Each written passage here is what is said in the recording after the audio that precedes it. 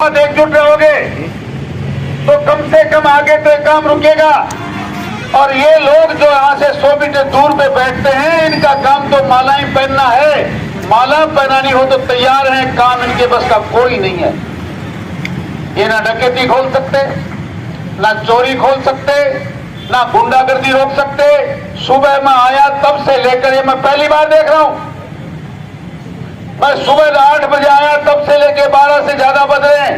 कम से कम 150 डंपर यहां से 30-30, 40-40, 50-60 टन ओवरलोड के भर के जा रहे हैं। कितने पैसे की बंदी ले रखी है मुझे नहीं पता, पर ऐसा मैंने गुड़ा में आज तक कभी पहले नहीं देखा। ओवरलोडिंग सरेआम हो रही है, दुर्घटनाएं हो रहे हैं, उन ओवरलोड डंपरों की वजह से एक्सीडेंट हो रहे हैं। कोई इनके फर्क पड़ने वाला नहीं, इनके कान में जू तक नहीं रेंगने वाली। और तो और जहां से डंपर आ रहे हैं, जहां से बजरी आ रही है, वहां पर क्षेत्रीय विधायक ने गुंडों की टीम खड़ी कर रखी है और पुलिस वाले जाके उनको हफ्ता वसूली करवाते हैं। आपकी चोरियां पकड़ेंगे कैसे? ये तो नदी में बैठे हैं सारे, जो पैसे नहीं देगा उसके मुकदमा लगाएंगे, उसको पीटेंगे और उन जाके उन गुंडों को पैसा दिलवाएंगे। इस प्रकार की हफ्ता वसूली जहां होने लग जाए, जहां हत्याएं होने लग जाए, इंसानों के साथ अपहरण होने लग जाए, चोरियां और डकैती होने लग जाए, तो समझ लेना कि कहीं भी वहां का प्रशासन और वहां का प्रजातंत्र मामला सारा निरंकुश है और इस निरंकुशता को आपके बिना कोई खत्म कर नहीं सकता। सीकर में जाकर एक छोटी सी बात पर पेट्रोल की बोतल निकाल कर जलने के लिए तैयार है, पर गुठा में हो रही डकैतियों के खिलाफ मुंह से आवाज नहीं निकलती यहां के विधायक की। बड़ी बड़ी बातें करने वाले लोग यहां के नहीं सुनते कि 2-5 साल से लगातार 4 साल से क्या हो रहा है। कभी मनकसास में मदन मनकस की हत्या हो रही है, कभी किसी नाबालिग बेटी का अपहरण हो रहा है, कभी कहीं किसी के हाथ पैर तोड़े जा रहे हैं, कभी व्यापारियों के साथ लूट खसोट और डाके डाले जा रहे हैं। एक भी दिन अपने आप को संवैधानिक पद पर रहने वाले व्यक्ति ने जनता के बीच में आकर नहीं कहा कि मेरी गलती है, मैं शर्मिंदा हूं, ऐसा आगे नहीं होने दिया जाएगा। एक भी दिन नहीं कहा। क्या प्रजातंत्र है? किस बात के चुनाव हैं? किस बात के वोट हैं? उसको रात और दिन नींद में भी सिर्फ शुभकर्ण चौधरी दिखता है। जहां जाएगा भाषण में शुभकर्ण चौधरी ने आतंकवाद की बात कह दी, शुभकर्ण चौधरी ने ऐसा कह दिया। अरे भैया, ये जनता तुम्हारी बाल घाल रही है, ये क्या करिए, इसको सुनो। भाषा की मर्यादा की बात करने वाले पेट्रोल में जल रहा था उस दिन, तेने कुछ नहीं कहा। बस सीकर में तुम्हारे वोट पड़ रहे थे, या उदयपुर वाटी की जनता त्राईमाम कर रही है, बातें कर रहे हो। कल बड़ी जोरदार भाषण दे रहे थे, निवम हमारे गौरवपथ की बात, गौरवपथ बनाया था भारतीय जनता पार्टी ने। उदयपुर वाटी में लोग देखने आते हैं। शाकंभरी रोड तो आज भी टूटी पड़ी है और इसके लिए जनता कहेगी। गुड़ा में डाके डाले जा रहे हैं, जनता कहेगी। मंदिर की जमीनों पे कब्जे हो रहे हैं, जनता कहेगी। लगातार 5 साल से जो कुछ 4 साल से आप कर रहे हो, जनता से कुछ छुपा नहीं है। जनता जानना चाहती है आपकी सरकार क्या कर रही है, आपकी पुलिस क्या कर रही है। आप जनता से के द्वारा पकड़े गए अपराध बरामद किए बच्चे के लिए एसपी के साथ लेकर मालाएं पहनना चाहते हुए, मालाएं बहुत दिन पहनाने वाले हैं जनता।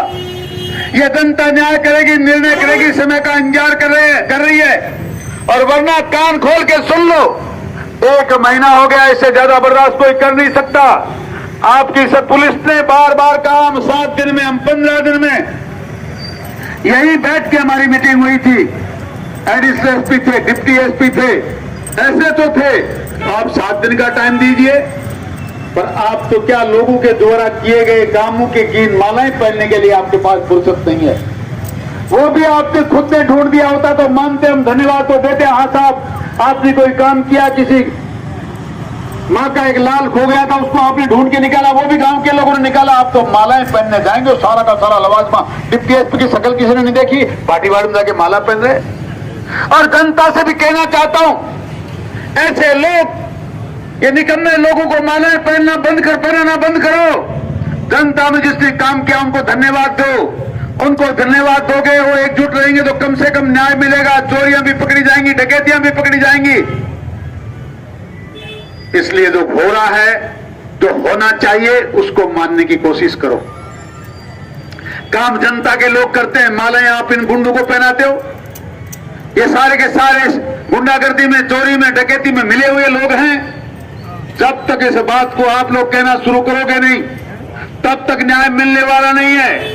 मैं जनता से आह्वान करता हूं, बहुत बार हो गई लगातार यहां सड़क पर बैठकर इनके रास्ते खुले छोड़कर हमने इनको बहुत ज्यादा समय दे दिया। बहुत बार और मित्रों में आपसे कहना चाहता हूं, ग्रामीण बंधुओं से भी निवेदन करना चाहता हूं, अब यह बर्दाश्त नहीं किया जाएगा और प्रशासन को भी चेता देना चाहता हूं।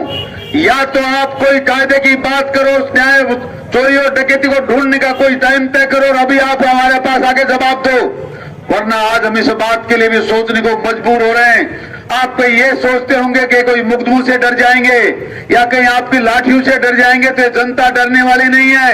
हम मिलकर सारे के सारे आज थाने का घेराव भी करेंगे और सामने सामने की लड़ाई लड़ेंगे, चाहे हमें कुछ भी करना पड़ जाए। यह है व्यापारी वर्ग ने जो है आज बंद का आह्वान किया, उसके संदर्भ में। दूसरा, मैं क्षेत्रवासियों से निवेदन करना चाहता हूं, ऐसे झूठे और फरेबी लोगों के चक्कर में आम मत जाना जो कह रहे हैं कि नीम का थाना कोई जिला नहीं बनने वाला।